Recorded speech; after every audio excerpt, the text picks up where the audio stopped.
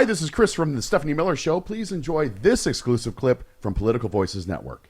I was saying, don't you have like sort of bombshell fatigue with Trump? You're like, oh my God, is every crime he's ever committed going to end up being on tape? Because most legal experts are saying this is game over, this tape but I feel like, George, we have so much on tape. Do you talk a little bit about this latest bombshell out of the classified documents probe? Yeah, it is. I'm the guy in Aliens. Game over, man. It's game over. Like I've been talking to my friends, Barb McQuaid, listening to them on MSNBC, and all the U.S. attorneys, Joyce Vance. And the thing is, and what Hugo Lowell in The Guardian pointed out that's so important is that this document that he waved around and talked about on tape, saying it was still classified and he couldn't show it to these people because he can't declassify it now that he's out of office, that is a secret document. It's not top secret and it's not confidential. It's the Goldilocks document. It's exactly the kind of document you would want to use in court. It's not so top secret that you can't put it in discovery and show it to a jury, but it's not so boring that it's just confidential, womp womp. So not only is the tape is the document we have him talking about on tape, which blows wide holes in his defense that he can declassify things with his mind. Not only is it on tape, but it is one of those Goldilocks documents. So I mean, they can't not indict him at this point. Yeah, well, that's but I mean, I think the other thing that, more and more people are saying is legal experts first were saying obstruction seems like a slam dunk, but now it really does seem like Espionage Act, doesn't it? Yeah. Yeah, Espionage Act 1917, before we had our classification system, says you can't share national defense information. And plans to bomb Iran is national defense information. And he's waving it around like it's no big deal. And and this is what was argued in the 11th Circuit when, the Howler Judge Eileen Cannon appointed a special master. And the reason they had to get all this stuff back is because classification and declassification, even if that's your argument, it's a red herring. It's irrelevant. It is moot because we are talking about national defense information in the Espionage Act. It doesn't have to be classified. It doesn't even have to have classified markings. And so this takes us to 793E, which is willful retention of a classified document. What we don't quite know yet is if it takes us to 793F, which is you've showed it to other people. He would have to have pretty strong evidence that he shared it with others to be charged with 793F. But both of those carry a max 10-year sentence. Obstruction, 1519, still has a 20-year max, Stephanie. So, Allison, we mentioned earlier that apparently they think this came from the reporters that were interviewing Meadows for the book about Mark Meadows, because we've been saying like, boy, Mark Meadows is awful quiet. And you tweeted, no one seems to know if Meadows is a witness or a target. He has a really good lawyer, though. If Fani Willis indicts for 1-6 before Jack Smith, I'll be looking to see whether she charges Meadows as a hint to whether he's cooperating with the feds. What is your take on all that and what's going on with Mark Meadows?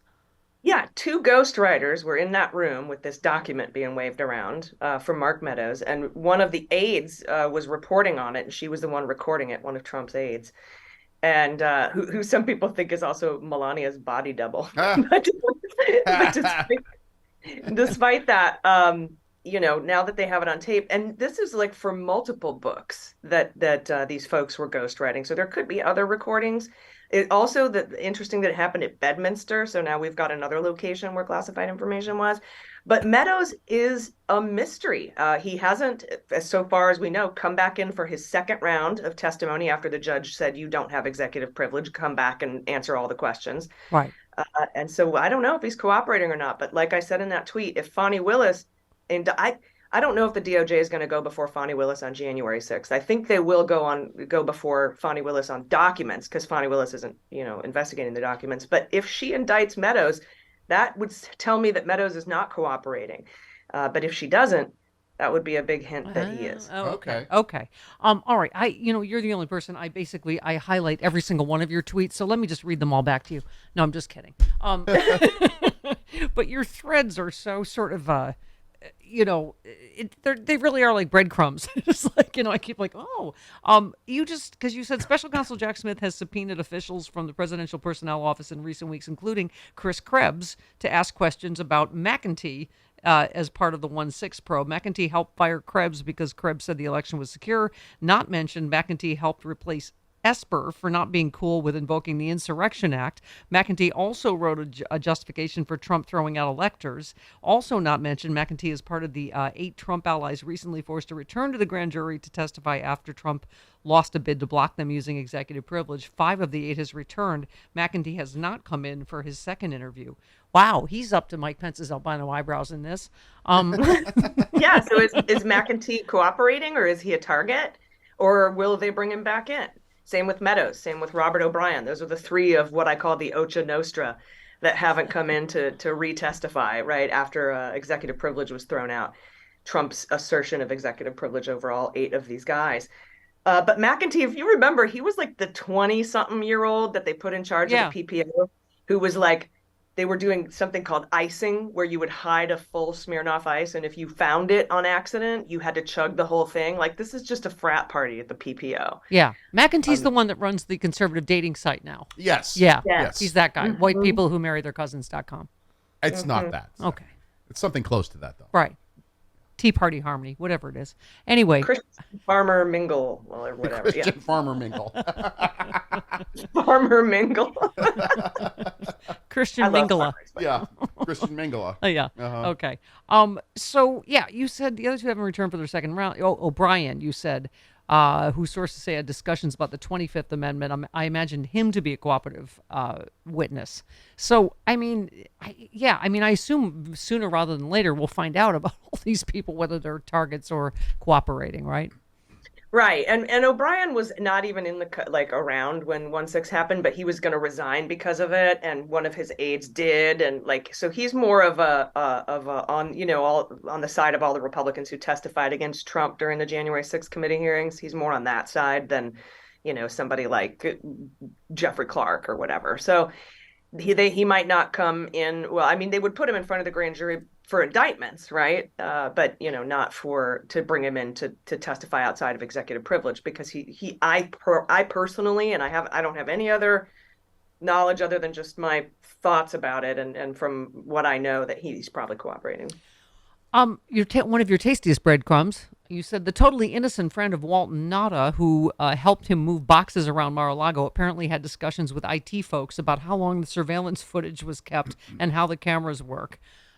I mean, but the other thing is just, it's like all these lawyer stories about them turning on each other, and they're talking at a restaurant with a Guardian reporter at the next table. I mean, I guess we have to, be grateful they're such stupid crooks, right? I mean, it's just this whole, they're the ones that tape themselves. That's Mar-a-Lago footage, right?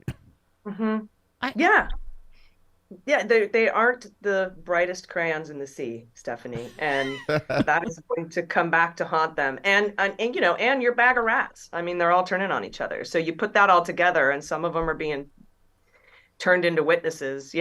Once I tweeted, Mar-a-Lago is a magical place where men enter as lawyers and leave as witnesses.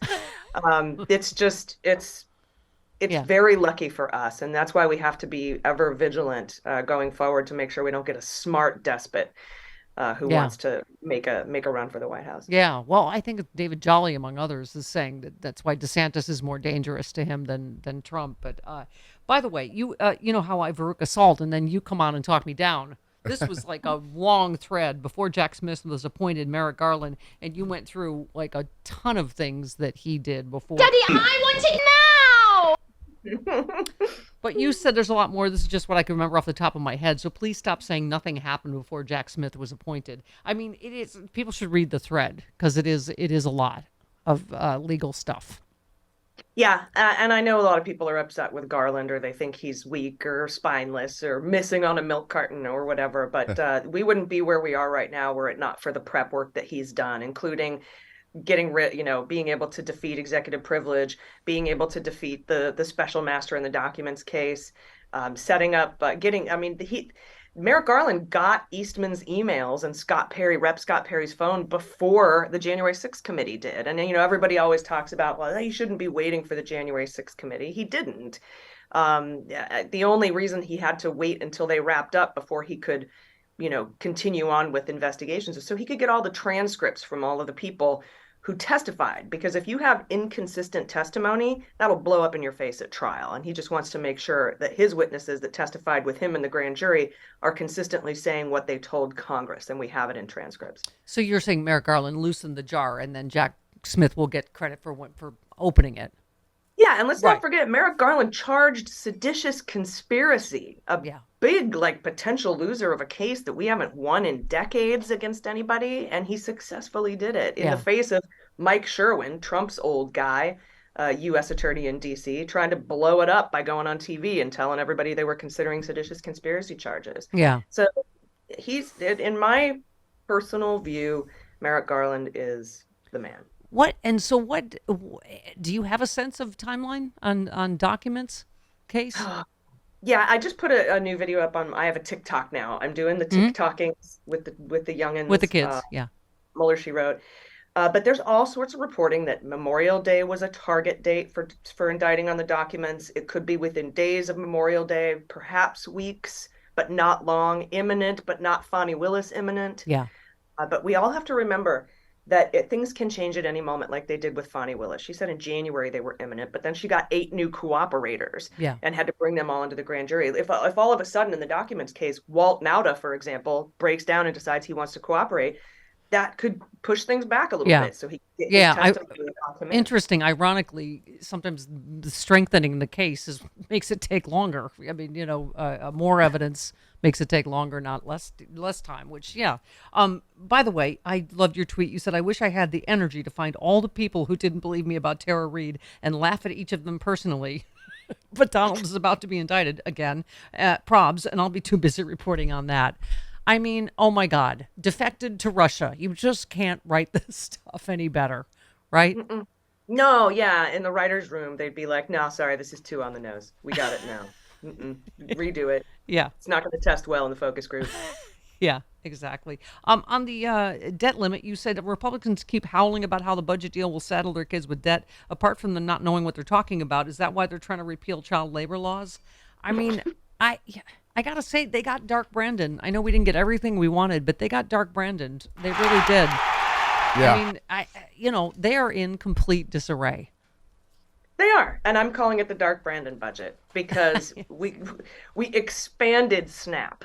He didn't touch Medicare. He didn't touch the student loan program. Didn't touch Medicaid. Didn't touch Social Security. Didn't touch the VA. Didn't touch, without control of the House, right? Yes. Yeah. And we don't have to worry about the debt ceiling until 2025. So I don't understand. It's fun to watch the Republicans try to say that they've won this one, but they have not. Yeah. Oh, wait, just listen. Give me 19 again. Okay. This is Kevin McCarthy. I boy. Swear to God, Allison Gill, we did not speed up this tape. This is Kevin McCarthy. Go ahead. Here we go. Yeah, 19. So this is great. I think it's wonderful that they voted for it because they are now on record. So they can't sit there and yell, this isn't good.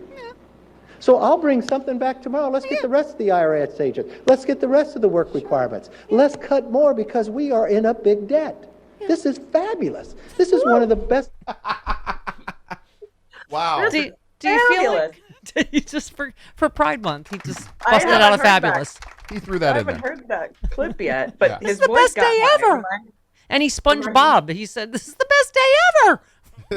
Reminds me of I Love You Man. You're lying. Your voice got high.